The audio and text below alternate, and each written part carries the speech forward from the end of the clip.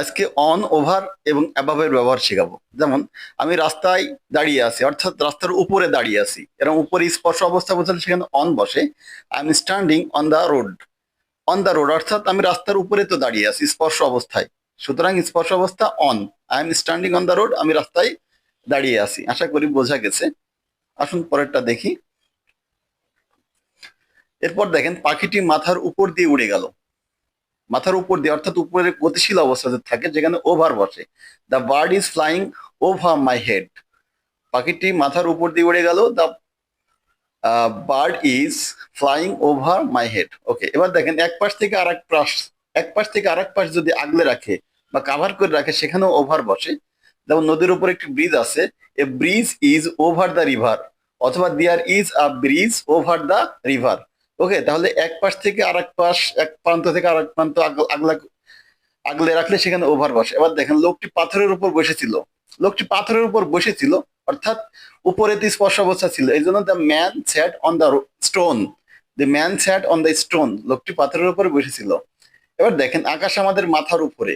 এখানে কিন্তু উপরে বোঝাচ্ছে ধরা ছোঁয়ার বাইরে, অর্থাৎ নাগালের বাইরে যদি হয় আমরা সেখানে অ্যাবাভ বসাবো। Okay, the sky is above our head. The sky is above our head. আশা করি বোঝা গেছে। Follow for more and subscribe my channel. Thank you very much. আজকে অন, ওভার এবং অ্যাবাভের ব্যবহার শেখাবো। যেমন আমি রাস্তায় দাঁড়িয়ে আছি, অর্থাৎ রাস্তার উপরে দাঁড়িয়ে আছি, এরকম উপরে স্পর্শ অবস্থা বোঝালে সেখানে অন বসে। I am standing on the road. On the road অর্থাৎ আমি রাস্তার উপরে তো দাঁড়িয়ে আছি স্পর্শ অবস্থায়, সুতরাং স্পর্শ অবস্থা on. I am standing on the road, আমি রাস্তায় দাঁড়িয়ে আছি। আশা করি বোঝা গেছে। আসুন পরেরটা দেখি। এরপর দেখেন পাখিটি মাথার উপর দিয়ে উড়ে গেল। মাথার উপর দিয়ে অর্থাৎ উপরে গতিশীল অবস্থাতে থাকে, যেখানে ওভার বসে। The bird is flying over my head. পাখিটি মাথার উপর দিয়ে উড়ে গেল। The bird is flying over my head. Okay, এবার দেখেন এক পাশ থেকে আরেক পাশ যদি আগলে রাখে বা কাভার করে রাখে, সেখানেও ওভার বসে। যেমন নদীর উপর একটি ব্রিজ আছে, a bridge is over the river, অথবা there is a bridge over the river.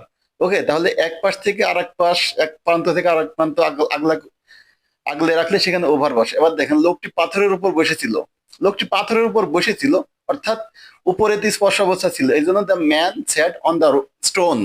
The man sat on the stone, লোকটি পাথরের উপরে বসেছিল। এবার দেখেন আকাশ আমাদের মাথার উপরে।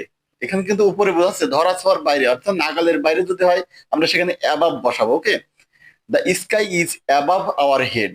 The sky is above our head. আশা করি বোঝা গেছে। Follow for more and subscribe my channel. Thank you very much.